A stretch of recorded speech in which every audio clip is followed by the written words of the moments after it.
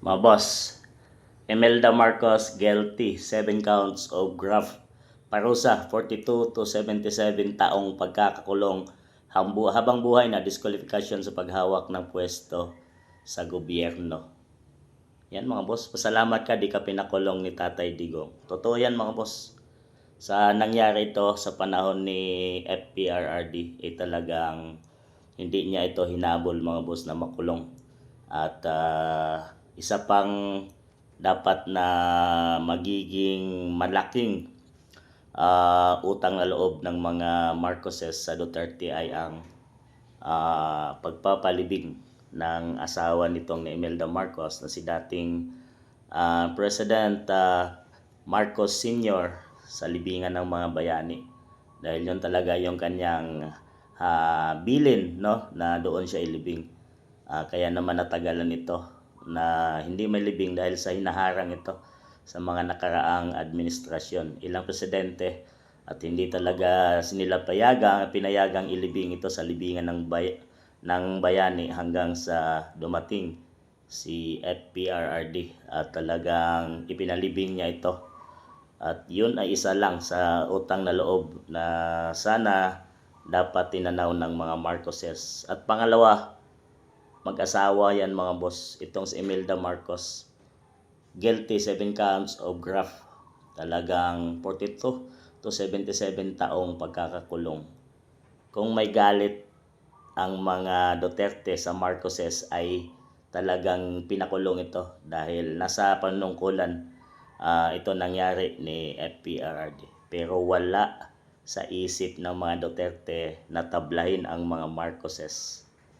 Mga boss, yang dalawang bagay sa mag-asawang ito, pinalibing at itong hindi pinakulong na FPRRD itong si Imelda Marcos, binigyan ng kalayaan dahil nga sa may edad na ito mga boss. So yun ang reason ni FPRRD. At ang reason ni FPRRD kung bakit ipinalibing sa libingan ng mga bayani nakasaad sa batas na pag ikaw ay dating Pangulo ng Pilipinas at Commander-in-Chief ay kailangan mong mailibing sa libingan ng mga bayani. So, sinunod lang ni dating Pangulong PRRD ang batas at binigyang patawad dito mga boss. Kung sakaling pinakulong niya ito, ay nakulong ito mga boss.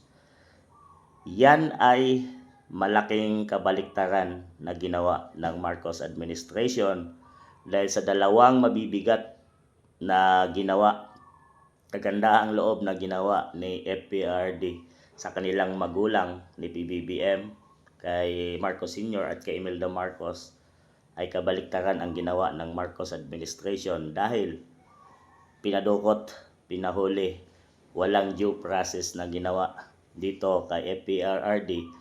Dinukot, kinuhaan ng sasakyang eroplano, pinadala sa ICC dahil mga boss ng napakabilis, in just an hour ay nadala na ito nilipad na ito palabas ng bansang Pilipinas. So sa dalawang yan mga boss ay malaking utang na loob na dapat tanawin ang mga Marcoses sa Duterte na kabaliktaran ang kanilang ginawa ay sa kabutihang loob na ginawa sa kanilang mga magulang ay ito ang kabayaran. Ipinadala nila ang taong nagligtas sa kanilang nanay na makulong at ang nagpalibing sa kanilang tatay sa libingan ng mga bayani ay binigyan nila ng pagkakakulong at hatulan sa ibang bansa, doon litisin si dating Pangulong FPRRD.